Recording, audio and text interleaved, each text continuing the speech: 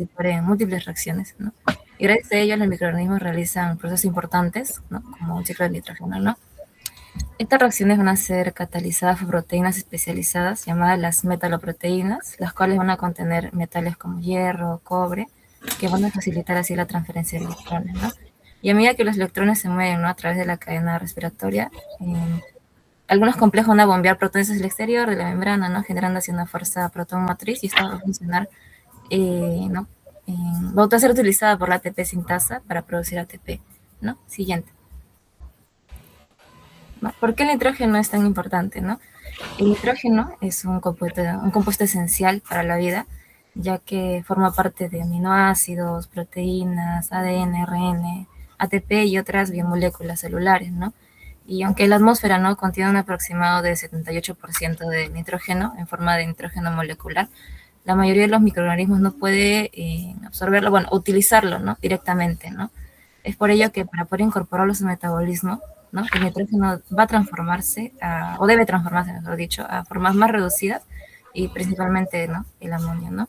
En otra importancia, mencionar importancias, ¿no?, sobre el nitrógeno, es que tiene un impacto ambiental importante, ya que va a participar en la producción y liberación del óxido nitroso, que es un gas del efecto invernadero, relacionado con el cambio climático, ¿no?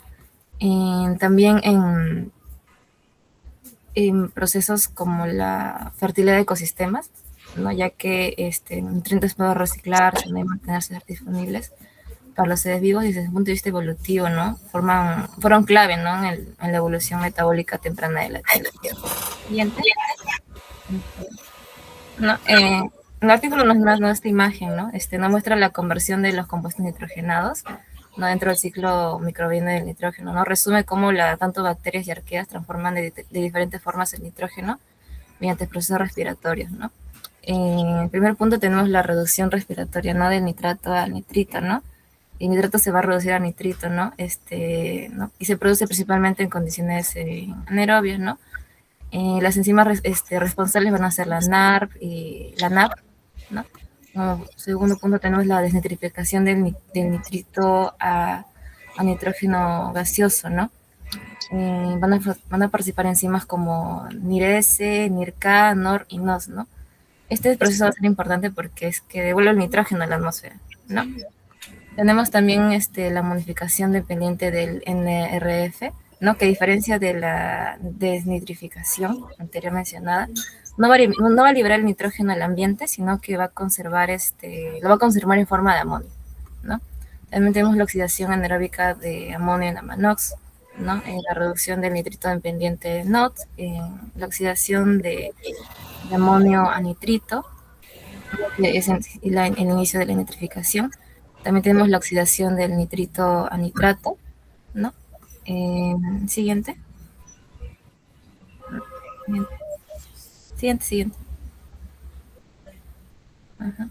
No, aquí la tabla nos muestra las principales propiedades de los compuestos nitrogenados que van a participar en el ciclo de nitrógeno, ¿no?, incluyendo su oxidación, toxicidad, ¿no?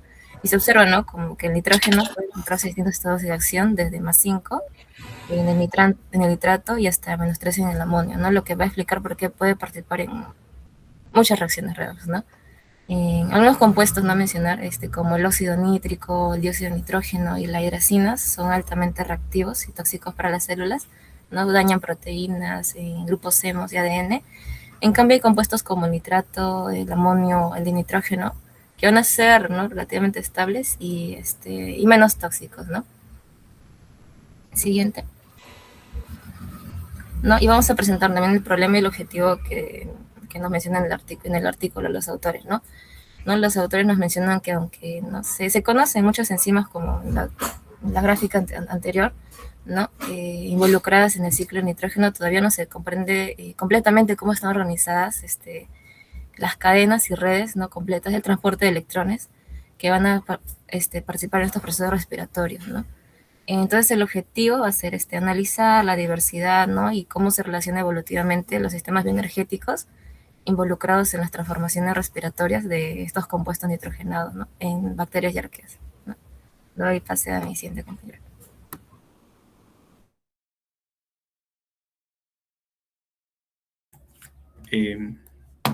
Bueno, soy José, el profesor, voy a continuar con la exposición. Eh, de acuerdo a los modelos biológicos y la maquinaria enzimática que el artículo menciona, se plantean las proteobacterias, como las proteobacterias alfa, beta y gamma, pues sin embargo, también gracias a avances en genómica, se reconocieron otro tipo de grupos importantes como las Nitrospirae, Planctomicetes, el filum NS10 y algunas arqueas. Aunque estos organismos son distintos entre sí, van a compartir el principio bioenergético que es la transferencia de electrones a través de membranas para conservar su energía. Entonces, aquí es donde conecta con la teoría quimiosmótica de Mitchell, la que establece que la energía libre liberada en las reacciones van a ser transformadas en una fuerza motriz de protones o en la fuerza protomotriz a través de la membrana. Entonces, mientras mayor sea la diferencia de potencial redox entre un donante y un donador y un aceptor, va a haber un mayor rendimiento energético para que pueda obtener esta célula. Sin embargo, para que ese flujo de electrones ocurra dentro de la bicapa, la membrana utiliza transportadores, ¿no? Como ya sabemos, son las quinonas. En, Según se menciona en procesos aeróbicos, están las ubiquinonas, y en los procesos anaeróbicos van a estar las menaquinonas. Ambos van a presentar potenciales redox distintos, por eso se resultan para distintos aceptores terminales menos energéticos como el nitrato. Entonces, estas menaquinones van a aparecer dos sistemas fundamentales. Siguiente PPT, por favor. Van a aparecer dos sistemas que van a ser el NAR y el NAP. Ambos se encargan de la reducción de nitrato a nitrito utilizando los quinoles como donadores de electrones. Estos presentan diferencias. La primera es, por ejemplo, en su localización. El sistema NAR se asocia a la membrana y la subunidad, la parte catalítica del sistema NAR, va a ser orientado hacia el citoplasma. Entonces, bioenergéticamente, el sistema NAR va a ser un sistema electrogénico. O sea, va a oxidar el quinol, eso ocurre en la cara del periplasma, libera protones hacia el exterior y los electrones van a atravesar la membrana para reducir reducir el nitrato dentro del citoplasma y consumiendo protones internos. Entonces, como resultado, eso va a generar la fuerza protomotriz. Por el contrario, en el sistema NAP, este es un complejo, se va a ubicar en el periplasma, o sea, completamente en el periplasma. Entonces, aquí el intercambio de protones y el flujo electrónico van a ocurrir también en un solo lugar. Entonces, por ello, NAP es considerado electroneutro. Va a reducir el nitrato, pero no va a generar fuerza motriz de protones. eh, Siguiente PPT, por favor. Ya. Si bien se vio la parte de reducción de nitrato a nitrito, también hay distintas maquinarias para que determinan, bueno, las rutas del nitrógeno, ¿no? En la vía desnitrificante clásica, en la figura 3.2, ahí en la parte de la eh, van a estar las enzimas NIRS y NIRSK. Estos lo que van a hacer es reducir el nitrito a óxido nítrico y también van a ser periplásmicas. Bueno, van a depender de un complejo citocromo BC que va a estar acoplado en la membrana para el bombeo de los protones. Y abajo en la figura B esa es la enzima NRGA. Lo que va a hacer es reducir el nitrato directamente a amonio. Esa enzima va a destacar porque además de procesar nitrito, también actúa como un detoxificante. Va a procesar compuestos tóxicos como el óxido nítrico o el peróxido de hidrógeno bajo condiciones, como es detoxificante en condiciones de estrés celular. Sin embargo, la diversidad metabólica del nitrógeno no va a terminar ahí. Entonces, se revelaron que son distintos mecanismos aún más inusuales. Por ejemplo, en las bacterias que mencioné en el film NC10, que es a Candidatus metilomirabilis, Van a ser organismos que poseen variantes de las proteínas QNOR. Van a ser modificadas y van a ser enzimas denominadas NOT. Entonces, a diferencia de las óxido nítrico reductasas, no va a consumir electrones externos, sino que va a catalizar una reacción, va a romper el óxido nítrico y va a generar dinitrógeno y oxígeno intracelular. Y oxígeno molecular. Entonces, a diferencia de otros microorganismos, van a realizar un proceso inverso, ¿no? Mediante la enzima nitrito oxidorreductasa, la de abajo, que es la NXRAB o nitrito oxidorreductasa, va a catalizar la oxidación de nitrito, lo va a volver a nitrato durante un metabolismo quimiolitótrofo aeróbico.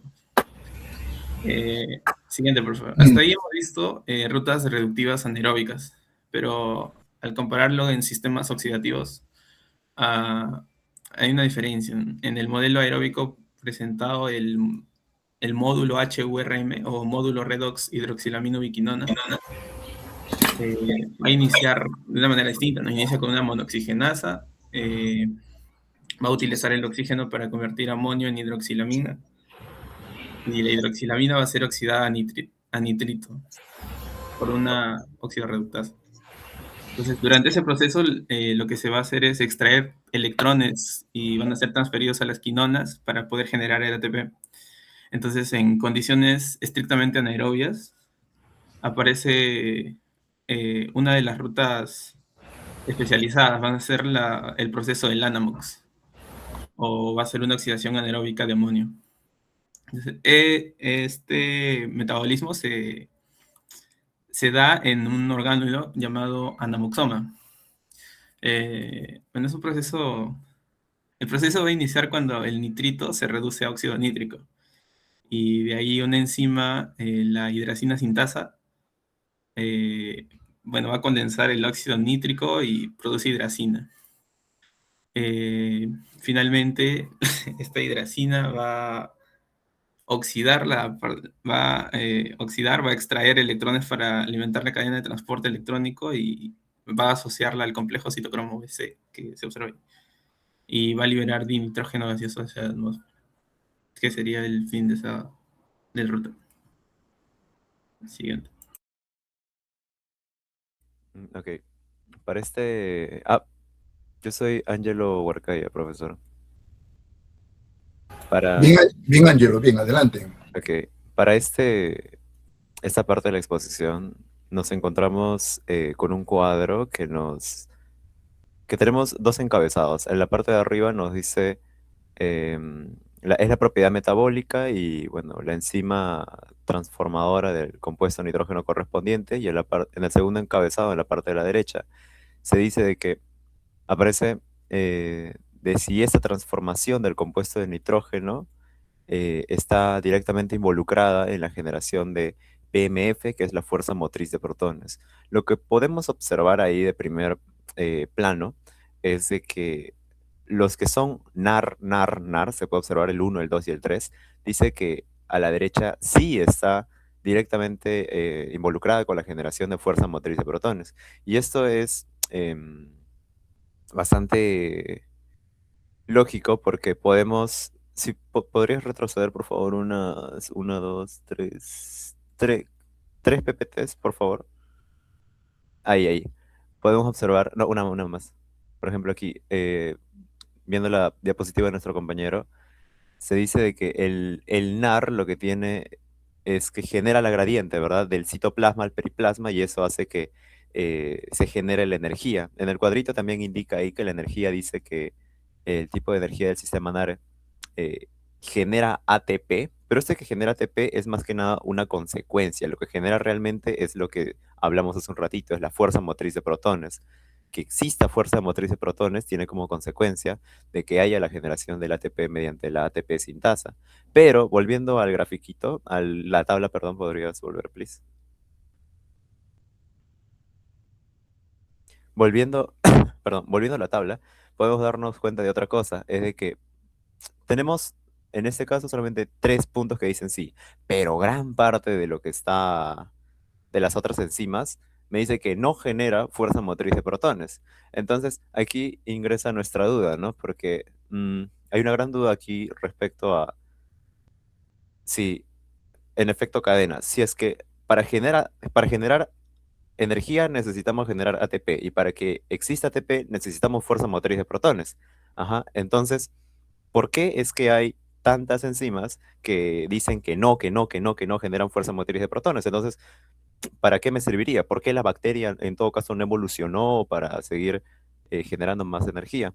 Y es que estos, esas otras enzimas no se... ¿Podrías pasar a la siguiente diapositiva, por favor? Siguiente PPT.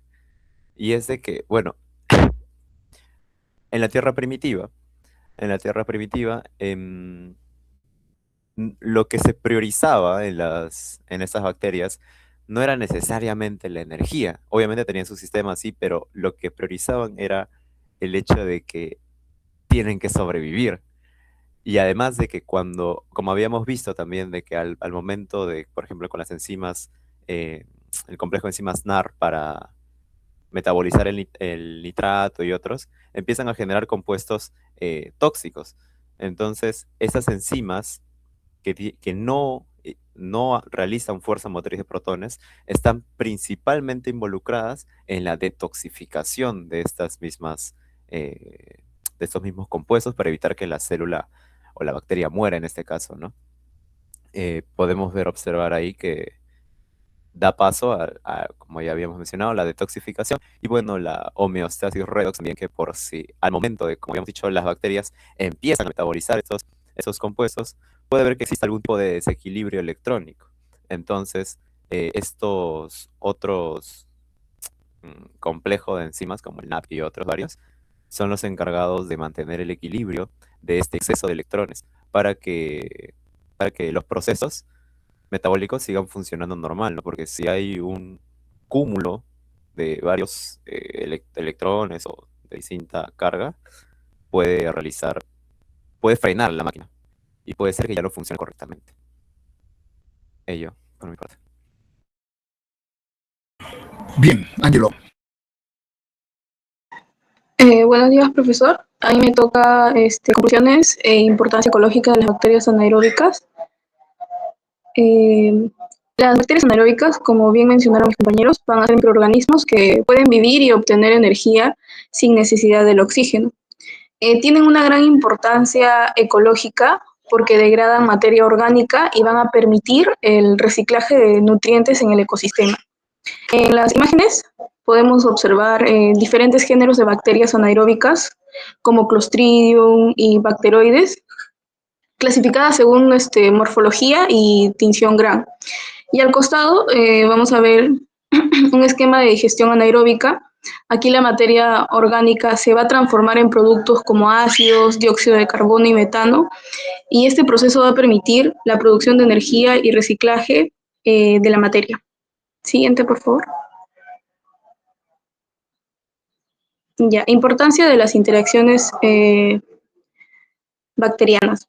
Las bacterias anaeróbicas no actúan de manera aislada, sino formando comunidades microbianas donde van a cooperar entre sí. En la imagen podemos observar una interacción sintrofia o sinergismo bacteriano. Algunas bacterias van a producir hidrógeno y ácidos orgánicos, mientras otras van a utilizar ese compuesto para continuar el proceso metabólico, y gracias a esta cooperación se va a lograr una degradación más eficiente de la materia orgánica y se mantiene la obtención de energía en ausencia de oxígeno. Ahí observamos unas bacterias producen hidrógeno, otras van a consumirlo y eso va a evitar la acumulación de productos tóxicos y se favorece la degradación completa de compuestos. Es como un trabajo en equipo metabólico. Siguiente, por favor. Luego tenemos la producción de metano y energía renovable. Uno de los procesos más importantes es la metanogénesis, que va a ser realizada por arqueas metanogénicas, y en esta reacción el dióxido de carbono y el hidrógeno se va a transformar en metano y en agua. observamos en la figura cómo otras bacterias van a producir compuestos que luego van a ser utilizados por las metanogénicas para generar el metano. Este proceso tiene una importancia industrial porque va a va a permitir la producción de biogás, que es una fuente de energía renovable utilizada por biodigestores. La glucosa se degrada, se producen compuestos intermedios, los metanógenos usan el hidrógeno y el dióxido y finalmente se va a producir el metano. Siguiente, por favor. Aplicaciones ambientales. Las bacterias anaeróbicas van a tener muchas aplicaciones ambientales. Se utilizan en el tratamiento de aguas residuales porque degradan materia orgánica contaminante. También participan en procesos de bioremediación, ayudando a la eliminación de contaminantes del ambiente. Además, va a permitir producir combustible biológico, como el biogás que mencioné, contribuyendo a la conservación ambiental y reducción de residuos. Ahí podemos observar una planta de tratamiento, que es eliminación de residuos orgánicos, control ambiental y bioremediación. Y siguiente, por favor. Y luego la participación en el ciclo del nitrógeno. Las bacterias también participan en el ciclo del nitrógeno, que es un proceso esencial para mantener la fertilidad del suelo y la vida de los ecosistemas. Y ahí podemos visualizar diferentes etapas del ciclo. Fijación del nitrógeno, amonificación, nitrificación y desnitrificación. Las bacterias van a transformar el nitrógeno en diferentes compuestos químicos que pueden ser reutilizados por plantas y otros microorganismos. Gracias a estas transformaciones, el nitrógeno se recicla constantemente en la naturaleza. Y eso sería todo. Y las conclusiones. Que las bacterias anaeróbicas mantienen el equilibrio ecológico, reciclan nutrientes y materia orgánica, participan en producción energética y son esenciales para la sostenibilidad de la vida. Muy bien. En general, buen seminario. ¿Puedes regresar, Keila, o la persona que estaba moviendo el PPT, ahí, a conclusiones? Keila, aprovechando tu participación, para llegar a esas conclusiones a partir del artículo de Simon y Klotz, ¿no?, que es el artículo que ustedes han trabajado, ¿qué le estaría faltando?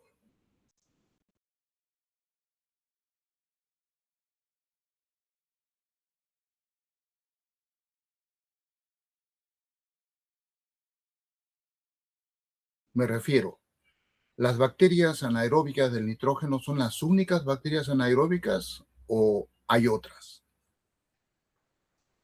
Esto está fuera del artículo. Keila, la pregunta es para ti. Sí.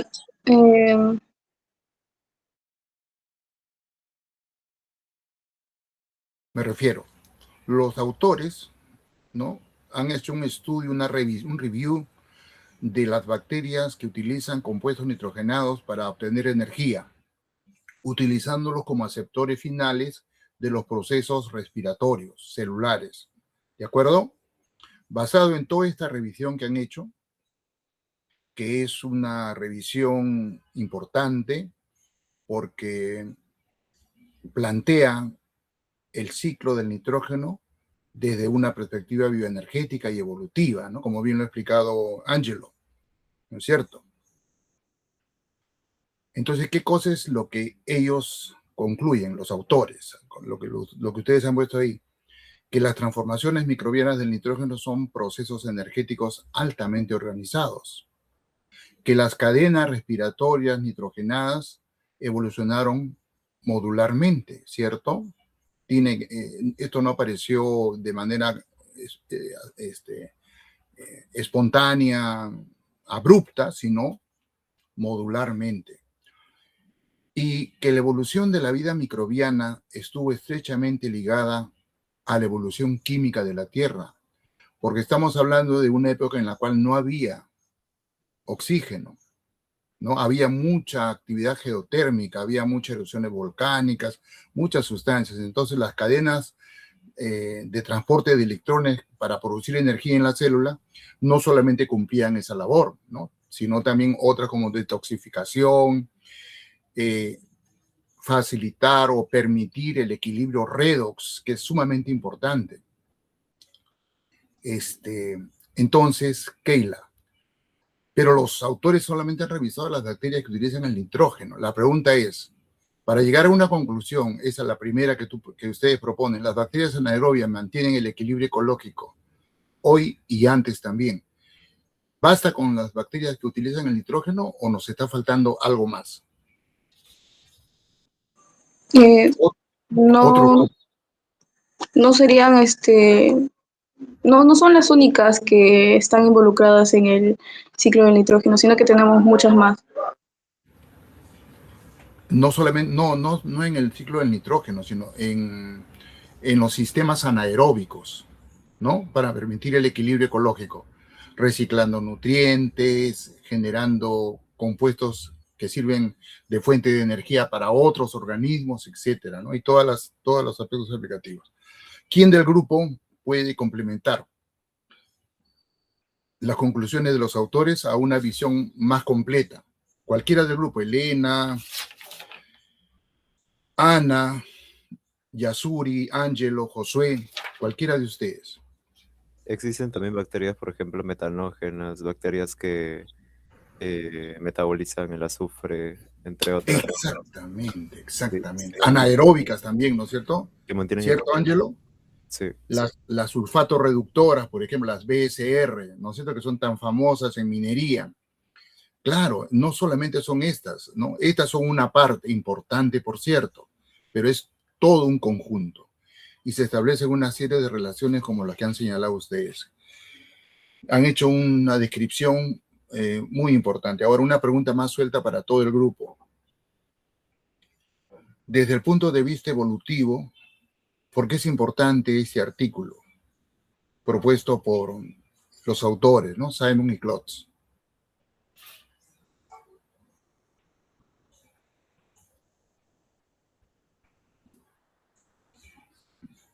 Pregunta para el grupo.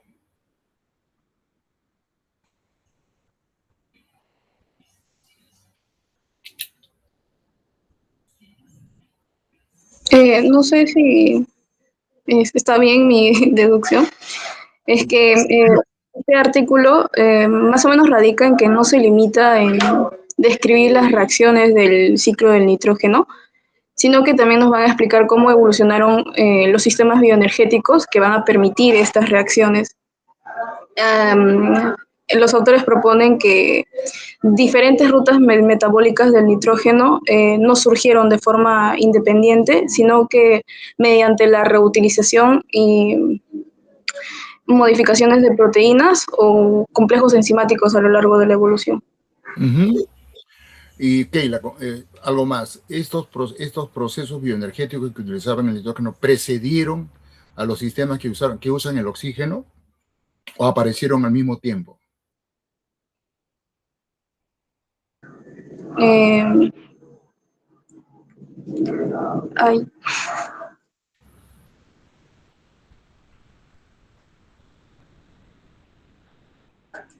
¿Presidieron? O sea... Precedieron, no presidir, sino precedieron, o sea, antecedieron, ¿cierto? ¿Estamos de acuerdo? Sí. Y estaba en función de los compuestos que le ofertaba la naturaleza a estos organismos en aquellas épocas. Recuerdan ustedes que también en un artículo anterior, cuando hablamos de bioenergética, la bioenergética de los microorganismos está muy ligada a la evolución geoquímica del planeta, ¿cierto? Los organismos tenían que ver qué cosa utilizaban de lo que los rodeaba, que no es lo mismo que nos rodea ahora, ¿cierto? Entonces, los organismos presentan una capacidad que se llama adaptación. Listo, yo creo que con eso podemos dar por concluido este seminario. Bueno, buena exposición, ¿ya? Entonces, listo. Gracias, chicos. Vamos ahora a avanzar y voy a concluir la clase sobre respiración microbiana que quedó inconclusa la clase anterior por falta de tiempo. Voy a abrir mi PPT. Vamos a pasar lista primero. Vamos a pasar lista, ¿ya? A ver, tengo acá para orientarme. Me responden, ¿ya? Activen su micro. José Antonio Calle. Buenos días, profesor presente. ¿Qué tal, José? Renato Rojas. Renato Rojas. Presente, profesor. Presente. Ah, Buenos días. sí está, ya te estaba poniendo falta. Pedro Zulca. Presente, profesor, buenos días. Buen día, Pedro. Arturo Aguilar. Presente, profesor. Buen día, Arturo. Leonardo Batalla. Presente, profesor. Buen día, Leonardo. Antonella Bautista. Buenos días, profesor presente. ¿Qué tal, Antonella? Axel Bautista. Axel. No está. Alejandro Cayo. Presente, profesor, buenos días. Buen día. Ana Espinosa, miembro del grupo expositor. Presente, profesor. Ah, perfecto. Esto calladita, Anita. Mariana Espinosa. Presente, profesor. Buen día. Keila. Bueno, Keila está. Presente, profesor. Asturi está. Elena está. Ángelo está. Josué. Josué también está, ¿no? ¿Has puesto? Sí, profesor, presente. Sí, claro. Josué puso. Mirela López. Presente, profesor. Buen día, Mirela. Azucena Luyo. Presente, profesor. ¿Qué tal, Azucena? Marco Antonio Matos. Presente, profesor. Marco, buen día. Maricielo Maita. Presente, profesor. Una de las tres Maricielos. Alondra Mejía. Presente, profesor. Buenos días. ¿Cómo estás, Alondra? Sandra Moreno. Presente, buenos días. ¿Qué tal, Sandrita? Alessandra Ochoa. Presente, profesor. ¿Qué tal, Alessandra? Lian es, ¿no? Lian Panta. Presente, profesor. Buenos días. Buen día. Lian, ¿está bien dicho o es Lian? No, es Lian. No, Lian. Como ¿no? una I, ¿no? Porque es guay. Ajá. Fabricio Pinedo. Presente. Buen día, Fabricio. Yandet Ramírez. ¿Qué tal, Yandet? Luz de María Rojas. Presente, profesor. Buenos días.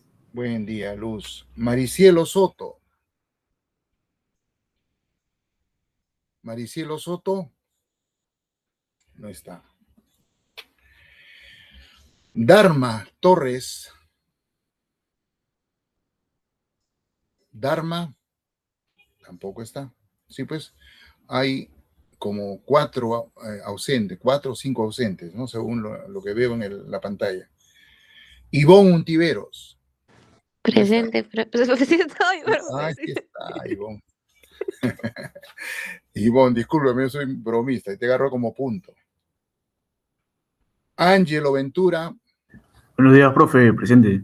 ¿Cómo estás, Ángelo? A ver, una revisión final. Axel Bautista. No, definitivamente Axel está ausente. Profesor. ¿Qué pasó? Creo que el compañero Axel está participa en lo que es la OMPE ahorita. Ah, no le vamos a considerar falta. Gracias, oye. Gracias, Leonardo. Maricielo Soto.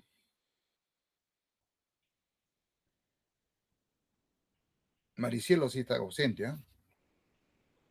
Y Dharma Torres. Ya, 2 ausentes entonces. ¿Hay alguno que no he llamado? Porque no estoy usando el listado de teoría, no lo tengo acá en casa, lo tengo en la universidad. Estoy usando el de grupos de seminario. Los he llamado a todos. Listo, chicos. Entonces, denme un ratitín para entrar al Zoom y pasar la asistencia.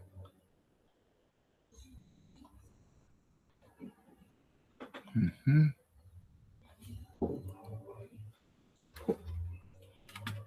Profesor, Dime. disculpa, Dime. Maricielo Soto me comenta que su internet se malogró. Está intentando reconectarse. Ya, Elenita. Maricielo Soto San Ginés, ¿no? Ya Sí, le pongo asistencia. Y Dharma estaría la única ausente. sí, no, a ver, le escribo, pero no me ha dicho aún nada. Ay, ya. A ver, de repente te dice algo antes de que pase la lista. Hay una sola opción de Dharma.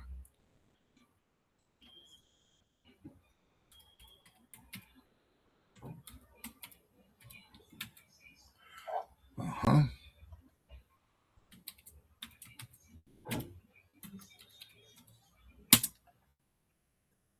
Ujú.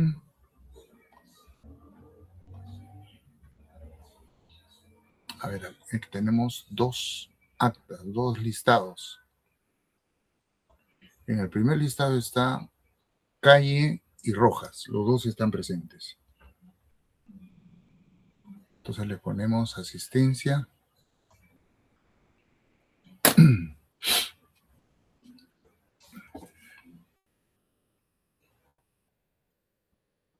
Ujú.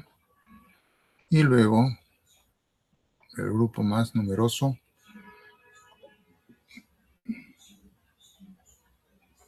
Torres.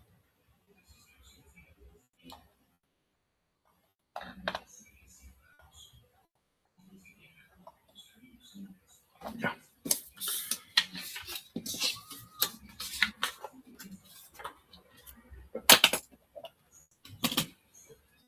¿Listo? Salimos entonces. Ujú.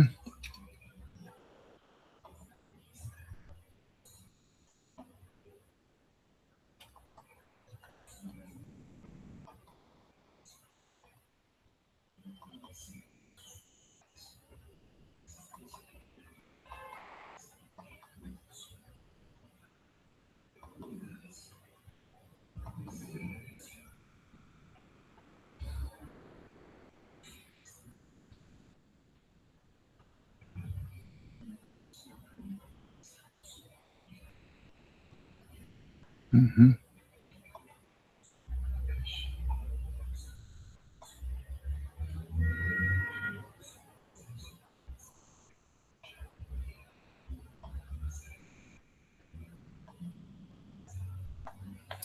Muy bien. ¿Se ve el PPT, chicos? Sí, profesor. Vamos a ponerlo en en modo presentación. Ah, perdón. Antes de ponerlo en modo presentación, ¿dónde me quedé?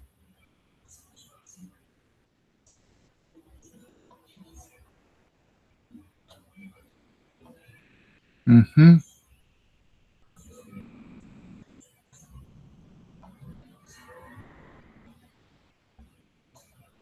Listo. Ya, un ratitín, por favor, me van a disculpar un par de minutitos. Ahorita regreso.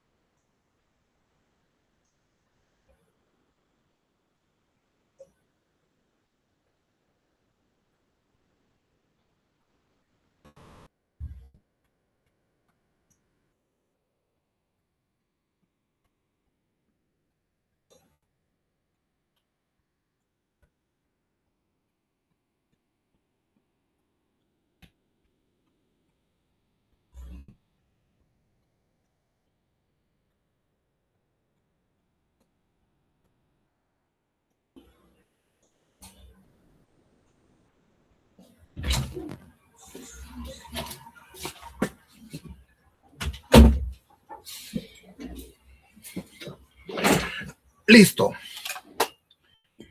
Muy bien, chicos. Entonces, vamos a retomar la clase. Vamos a ocultar esto. Vamos a retomar la clase que empezamos la sesión anterior, ¿no? Sobre crecimiento microbiano. Tocamos el tema crecimiento microbiano desde dos puntos de vista, desde el punto de vista individual y desde el punto de vista poblacional. Dijimos que el enfoque del crecimiento microbiano desde el punto de vista poblacional tenía implicancias aplicativas, ¿no? Y justamente es la base para el desarrollo de la tecnología de las fermentaciones, ¿cierto? Con ese término, fermentaciones, llamamos en biotecnología a los procesos de crecimiento microbiano bajo condiciones controladas, ¿cierto? Y que nos permiten obtener una serie de productos. Biomasa, muchas veces hacemos crecer a los microorganismos simple y llanamente para obtener biomasa, pero muchas veces productos, metabolitos producidos por ellos, o transformaciones de algún sustrato en un compuesto diferente, ¿no? Lo que se conoce con el nombre de biotransformaciones. Entonces, ese es el enfoque, esa es la incidencia, ¿no? La consecuencia del estudio del crecimiento microbiano desde el punto de vista poblacional. Y como todo proceso biotecnológico es susceptible de ser mejorado en términos de eficiencia, lo cual se traduce finalmente en términos económicos, ¿no?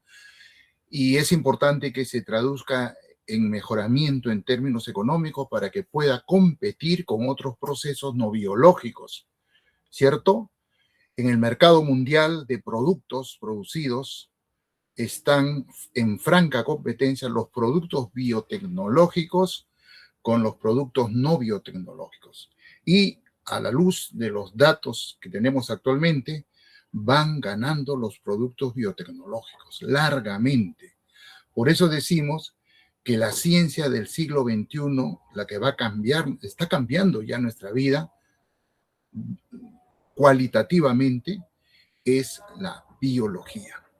Y dentro de la biología, dos ciencias que son recontra importantes: la genética y biotecnología y la microbiología, porque la principal herramienta que utilizamos con carácter biotecnológico son microorganismos. Entonces, el enfoque aplicativo del crecimiento microbiano desde el punto de vista poblacional tiene que ver con el enfoque cinético. ¿Y cuál es el enfoque cinético? Es estudiar el crecimiento microbiano en relación a los factores ambientales que lo afectan, que son muchos, ¿no? Concentración de sustrato, pH, temperatura, potencial redox, disponibilidad de oxígeno, etcétera, etcétera, etcétera, ¿no?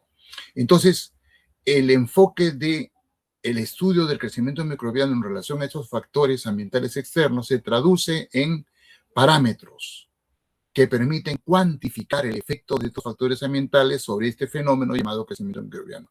Y a esos parámetros les llamamos parámetros cinéticos. Hasta la clase pasada nosotros hemos definido prácticamente dos parámetros cinéticos. ¿Recuerdan? Mu, velocidad específica de crecimiento, y el recíproco a ese parámetro, tiempo generacional. O en el caso de las bacterias, tiempo de duplicación. Hay dos modelos de enfoque cinético: los modelos cinéticos estructurados y los modelos cinéticos no estructurados. Los modelos cinéticos estructurados son aquellos modelos que, dentro del enfoque que se ha planteado, consideran el funcionamiento interno de las células respecto del crecimiento microbiano. ¿Cuáles son las funciones internas de la célula que al final se reflejan en el crecimiento microbiano? Que este sea más rápido o más lento. Definitivamente el metabolismo,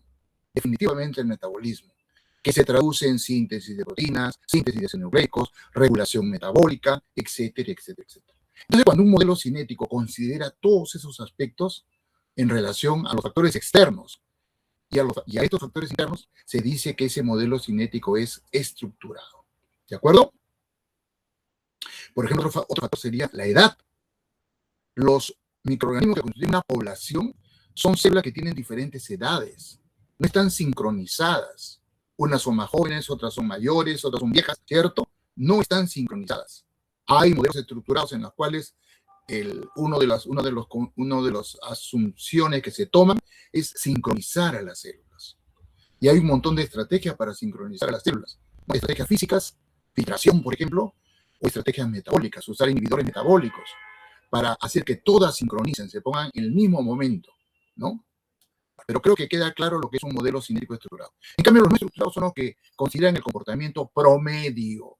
Los organismos son diferentes, pero nosotros, para simplificar el asunto y hacer factible cálculos, porque el modelo cinético es un modelo que obliga a cuantificar este fenómeno llamado crecimiento microbiano, ¿cierto? Y precisamente en eso está la idea de haberle propuesto ese artículo sobre Monod original, que es de los años 1940 y tantos, creo, imagínense ustedes, recontra antiguo, ¿no es cierto? Pero es importante porque ese trabajo de Monod cambió el concepto que teníamos de lo que es crecimiento microbiano y prácticamente permitió que ese concepto se catapultara desde el punto de vista aplicativo como lo vemos ahora. Entonces, por ejemplo, ese modelo propuesto por Monod es un modelo definitivamente no estructurado, ¿cierto? No estructurado. Entonces, estos modelos no estructurados consideran el comportamiento promedio de poblaciones celulares a través de la cuantificación de propiedades del cultivo, no más que de cada célula. Precisamente por eso les he dejado dos artículos, ¿no? El otro artículo, el de, no me acuerdo del nombre del autor ahorita, creo que por acá lo noté. Neis, creo que es Neisi. No lo encuentro.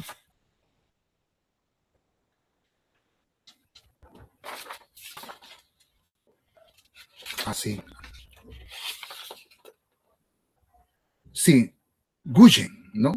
Jen Guyen. Guyen y colaborador de Fernández, Prontetti, etcétera, ¿no? Ese otro artículo se aboca al estudio del crecimiento, pero ya considerando las variaciones. Mientras que Monod utiliza un modelo constante, ¿no es cierto?, no variable, lo cual no es tan real, ¿no es cierto? Estos otros autores ya consideran esas variaciones. Listo. Entonces, eso simplemente a manera de recordarles lo que habíamos dicho. Entonces, estamos analizando el cultivo por lotes, ¿no? El que permite observar en cualquier cultivo microbiano la famosa curva de crecimiento, ¿no? Una fase lag, una fase exponencial, una fase estacionaria y una fase de muerte. El sistema de cultivo por lotes o cultivo batch es un sistema cerrado. Es el que vamos a practicar el día miércoles, ¿ya? En el laboratorio. Vamos a hacer un cultivo batch, un cultivo por lotes. Y vamos justamente, ¿cuál es el objetivo? Evaluar el crecimiento microbiano durante 10 horas, 12 horas de crecimiento, ¿no es cierto? Usando los parámetros cinéticos, calculando los parámetros cinéticos. En dos condiciones. Una, usando un medio rico, un medio suplementado, y otro usando un medio mínimo. ¿Qué es un medio mínimo? Un medio que tiene simplemente sales y una sola fuente de carbono, como la glucosa. En teoría, ¿dónde debe crecer a mayor velocidad el organismo? ¿En el mínimo o en el complejo? Obviamente en el complejo, ¿cierto? Pero vamos a ver en la práctica si eso es así, ¿ya? Entonces, ese sistema tiene la principal ventaja del cultivo batch o cultivo por lotes es la simpleza, tanto en lo que se refiere al equipo. Un equipo que nos puede servir para hacer un cultivo por lote, como lo vamos a hacer en la práctica, es un matraz, un recipiente, simple y llanamente, o de una manera más sofisticada, un bioreactor, que tiene válvulas, que tiene termómetro, que tiene un electrodo para medir la concentración de oxígeno, más desarrollado, ¿no?, en cuanto a tecnología. Pero igualito, el sistema es el mismo, ¿ya? No solamente entonces simpleza en cuanto a equipamiento, sino también en cuanto a operación. No tenemos que estar variando las condiciones de cultivo, simplemente damos inicio al proceso y vemos qué ocurre, ¿no? Solamente paramos el proceso y vemos qué ha pasado. En cambio, en un sistema continuo, el equipo tiene que ser más sofisticado, tiene que permitir variar el consumo de sustrato, O sea, reemplazar el sustrato que está siendo consumido por sustrato nuevo, ¿no? Etcétera, ¿ya? Entonces, esa ventaja es la principal del cultivo batch o cultivo por lotes. Simpleza. Y obviamente, pues tiene una serie de desventajas, ¿no? Falta de control de diversos parámetros de cultivo. No podemos, por ejemplo, controlar el valor de mu. El valor de mu va a tener un valor durante la fase exponencial y otro valor durante la fase estacionaria. No podemos modificar eso. En los otros sistemas de cultivo sí. Hay un manejo de la velocidad de crecimiento y otros parámetros cinéticos como consecuencia que se derivan de mu también, como vamos a ver a continuación, ¿ya? Y obviamente, en un cultivo por lote se logra un desarrollo de un estado fisiológico poco definido y cambiante, no controlable por nosotros, ¿no? Ocurre lo que ocurre en ese sistema cerrado. Dicho esto, entonces vamos a revisar brevemente, por supuesto, que son algunos parámetros cinéticos. Algunos ya los hemos calculado, pero ahora vamos a complementar con otros. Lo que me interesa, este PPT lo he colgado en el Classroom, así que lo tienen, no se mareen, lo que me interesa es que entiendan el concepto, ¿ya? Lo pueden revisar después con calma y lo van a entender. Cualquier duda, estimados alumnos, pueden consultarlo con cualquiera de nosotros, ¿ya?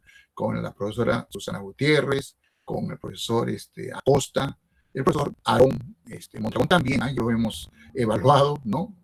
Y es una persona bastante competente. Entonces, con cualquiera de nosotros podemos aclararle en el momento que ustedes gusten o darles una bibliografía complementaria.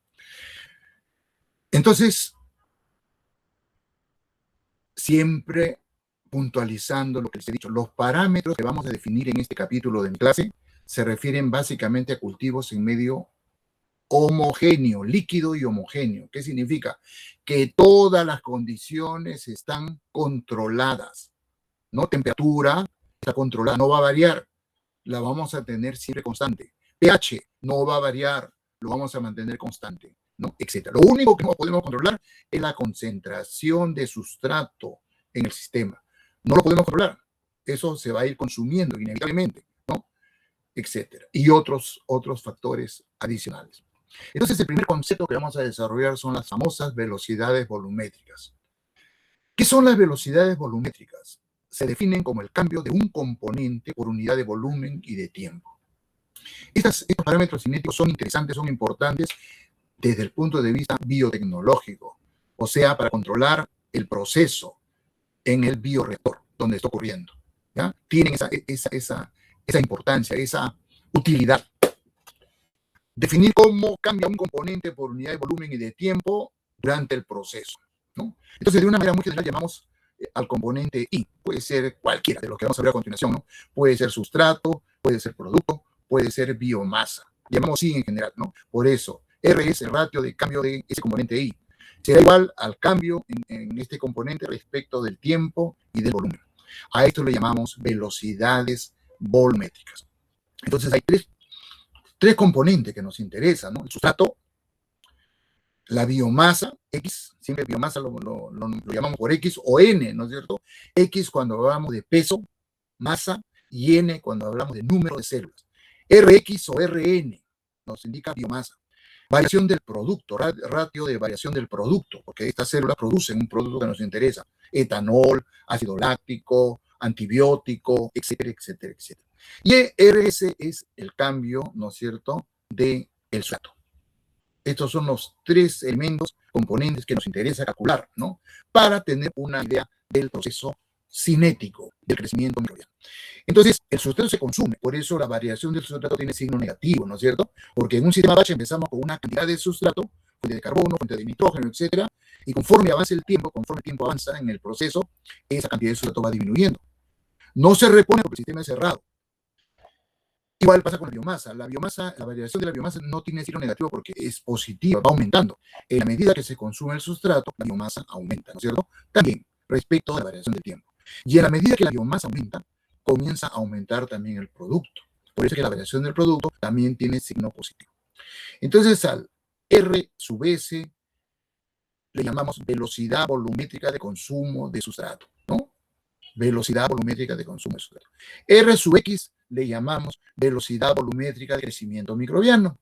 Y R sub P le llamamos velocidad volumétrica de formación de producto. ¿De acuerdo? Bien. Pero también tenemos a las velocidades específicas. Estas, más que una utilidad operativa, ¿no es cierto?, biotecnológica, tienen un interés fisiológico, ¿no? Claro, explican las otras, explican las velocidades volumétricas, ¿ya? Pero esto nos interesa más a nosotros, los biólogos, los biotecnólogos, ¿no? No tanto el proceso, sino qué está aconteciendo como consecuencia de ese consumo de sustrato volumétrico, esa producción de biomasa volumétrico de producto, qué está ocurriendo realmente desde el punto de vista metabólico, desde el punto de vista fisiológico. Por eso las velocidades específicas de lo mismo que hemos descrito anteriormente, ¿no es cierto?, le llamamos actividades o cocientes metabólicos o velocidades específicas, ¿ya? Entonces, una velocidad específica está definida como el cambio en el componente sustrato, producto o biomasa respecto de la biomasa que produce eso, ¿no?, por el tiempo. Esta es la única variación de este concepto. En términos de concentraciones, velocidad específica del sustrato, el cociente de variación del sustrato va a ser negativo siempre porque se gasta, ¿no es cierto?, en función del tiempo, pero respecto de la biomasa que lo está consumiendo, ¿ya? Respecto de la biomasa que lo está consumiendo. Velocidad específica de formación de producto, ¿no?, Q sub P, la variación del producto producido en el sistema con respecto de la variación del tiempo y respecto de la biomasa que lo está produciendo. Velocidad específica de crecimiento de la biomasa, mu, ¿no?, ya lo conocemos, la variación de la biomasa respecto del tiempo, pero respecto de la biomasa que está involucrada en producir esa variación, ¿no es cierto? Entonces, a partir de esta última ecuación 23, podemos calcular mu, ¿no es cierto? Podemos expresar mu despejando, ¿no es cierto? Mu será igual a dlnx sobre dt, ¿cierto? Aplicando logaritmos, ¿ya? Aplicando logaritmos. Y tenemos una nueva ecuación, la ecuación 24. Y sabemos que la pendiente de la curva, lnx, el logaritmo de biomasa versus tiempo, es mu, ¿no es cierto? Porque esta ecuación 23, ¿no?, que si la graficamos es cuadrática, al aplicar logaritmo la convertimos, en una ecuación lineal, ¿cierto? Porque el logaritmo anula la función exponencial. Entonces, en una recta, la pendiente es mu, ¿no? Es mu. Para cultivos microbianos sin limitaciones en la disponibilidad de sustrato, mu es generalmente constante, ¿no es cierto? Eso ocurre, se acuerdan ustedes, durante toda la fase exponencial. Durante toda la fase exponencial, la disponibilidad de sustrato es infinita para la población microbiana, ¿cierto? Por lo tanto, mu se mantiene constante. Y por lo tanto, durante toda la fase exponencial, el valor de mu es el mu máximo en ese sistema, ¿no?, para las condiciones existentes. Entonces, el cultivo, bajo estas condiciones que estamos planteando anteriormente, sigue una cinética de primer orden, ¿no? ¿Por qué? Porque la velocidad del crecimiento depende de un parámetro. ¿Cuál es ese parámetro? De un factor, perdón. ¿Cuál es el factor? Sustrato. Mientras haya oferta de sustrato que satisfaga las necesidades de la población que está creciendo, el crecimiento está en función de esa concentración de sustrato. Va a ser máxima, siempre, ¿ya? Entonces sigue el comportamiento cinético de una reacción autocatalítica. Bueno, y acá está lo que estoy explicando, ¿no? El periodo durante el cual el crecimiento, en un sistema batch, por supuesto, ¿no?, el periodo durante el cual el crecimiento tiene lugar con mu máximo se denomina fase exponencial o fase logarítmica, según se describe el crecimiento en base a x, ¿no?, o el logaritmo de x, ¿no? Si su mu es constante a partir de la ecuación 23 de esta de acá, ¿no es cierto?, fácilmente podemos decir lo que ya les dije en la clase pasada, ¿no? Logaritmo de población final sobre población inicial es igual a mu. Entonces le ponemos una recta, ¿no es cierto?, ¿no? Si quitamos logaritmo, esta ecuación de la recta se convierte en una función exponencial, ¿no? Población final será igual a la población inicial por exponencial a la mu t, ¿no? Aplicando logaritmo llegamos a esto.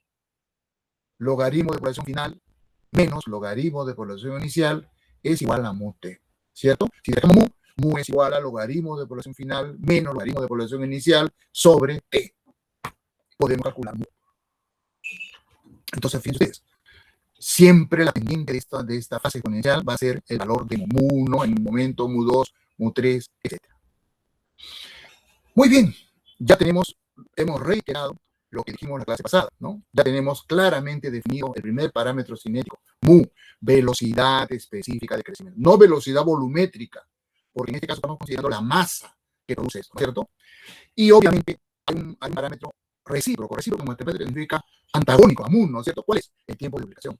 ¿Por qué es antagónico? Porque mientras mayor sea el valor de mu, el tiempo de duplicación se acorta, ¿no es cierto? ¿No? Por eso son recíprocos. ¿Y qué es el tiempo de duplicación? Tiempo generacional, es lo mismo. Es el acá lo ponemos. El tiempo de duplicación o tiempo generacional es el intervalo de tiempo que insume, ¿no?, que toma duplicar la biomasa. Cada unidad de tiempo en este sistema, la biomasa se duplica, ¿no? Entonces, a partir de las ecuaciones anteriores, ¿no? Estas dos de acá, ¿no es cierto? X sería la población inicial. Y la población luego del tiempo de duplicación sería 2 veces X, ¿no es cierto? 2 veces X sub 0. O sea, X final va a ser 2 veces la población inicial, ¿no? Y entonces, el tiempo transcurrido entre X sub 0 y 2 veces X sub 0 será tiempo de duplicación, ¿no? Y será igual al logaritmo de 2 sobre mu. O simplemente a la inversa de mu. Son dos parámetros antagónicos, ¿no? Ya tenemos dos parámetros cinéticos entonces. Velocidad específica de crecimiento y tiempo generacional o tiempo de duplicación. Hay otro, grado de duplicación. ¿Qué es el grado de duplicación? Es el número de veces n, ¿no es cierto?, que se duplica una población. ¿Es igual a qué tiempo? Número de generaciones, ¿no? Número de generaciones. El grado de duplicación es el número de generaciones que se duplica en un tiempo dado. Se denomina también número de generaciones. Va a ser igual población final sobre la población inicial, igual a 2 a la n. N a la 1, generación 1, n a la 2, perdón, 2 a la 1, generación inicial, 2 a la 2, 2 a la 3, etcétera, etcétera. ¿Ya? Ya tenemos 3 parámetros cinéticos, ¿no es cierto? Velocidad específica de crecimiento, tiempo de duplicación, grado de duplicación. Esto es, estimados alumnos, lo que vamos a calcular el día miércoles, bueno, después del día miércoles, cuando tengamos los datos de nuestra experiencia sobre crecimiento microbiano en sistema cerrado, sistema por lotes o sistema batch. Bueno, y ustedes saben que los microorganismos tienen valores típicos de tiempo de duplicación, ¿no? Hay el tiempo de duplicación es bien corto, como en el caso de la bacteria, ¿no? En el caso de las bacterias, claro, hay una gran variedad. Por ejemplo, tenemos bacterias que crecen tan rápido como Escherichia coli, pero hay bacterias que crecen mucho más lentas, como Mycobacterium, por ejemplo, o los actinomycetales en general, Streptomyces, Actinomyces, etcétera, ¿no? Son mucho más lentas, ¿ya? Pero en promedio, el tiempo de duplicación va de 0,3 horas a 2 horas, en promedio. Las levaduras son mucho más lentas. El tiempo de duplicación toma más tiempo, entre 1 a 4 horas. En los mohos o hongos filamentosos va de 2 a 4 horas. En las microalgas va de 18 a 35 horas. Y en por ejemplo, células animales va de 20 a 40 horas, o es mucho más variable, ¿no? Para que tengan como referencia nada más. Perfecto. Entonces ahora hay otro parámetro que nos interesa, ¿no? Productividad. ¿Qué es la productividad? Es la eficiencia con la cual una población microbiana que está sometida a un proceso de crecimiento microbiano produce un componente que nos interesa, ¿ya? Que nos interesa. Muchas veces, como les he dicho al principio, nos interesa la biomasa. Otras veces nos interesa un metabolito, ¿ya? Entonces, sea cual sea la naturaleza de nuestro interés, la productividad volumétrica, ¿no es cierto? En este caso, sí, esto es biotecnológico, ¿no? Por eso tiene que ser volumétrica. La productividad volumétrica es un parámetro cinético que se utiliza para evaluar un proceso desde el punto de vista industrial, ¿de acuerdo? Es la masa producida sobre el tiempo y el volumen, ¿ya? Por volumen. Entonces llamamos productividad volumétrica respecto de la biomasa, productividad volumétrica de la biomasa Q sub X o Q sub P, productividad volumétrica del producto que nos interesa. Puede ser aminoácido, puede ser vitamina, etcétera, ¿no? O antibiótico, metabolito secundario, en fin, ¿ya? Entonces acá tenemos los dos parámetros, ¿no? Productividad volumétrica de biomasa Q sub X va a ser la variación de la biomasa respecto del tiempo, y la productividad volumétrica de producto, variación del producto respecto del tiempo, ¿no? Es un parámetro también importante, ¿ya? Otro aspecto que es recontra importante en términos biotecnológicos es la edad del cultivo.